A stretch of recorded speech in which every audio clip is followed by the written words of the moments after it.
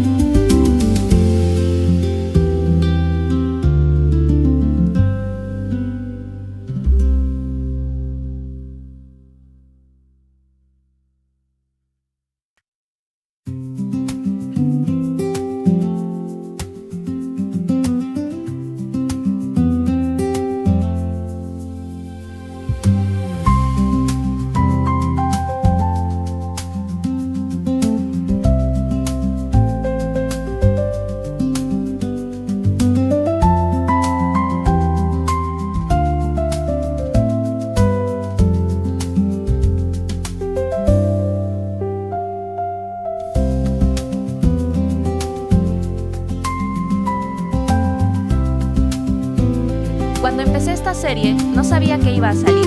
Todavía no sé, pero hay algo en pegar palabras sobre un papel y cubrirlas de color que me hace querer seguir. Quedan 2. ¿Tú qué harías con un periódico y 5 minutos? Cuéntame abajo.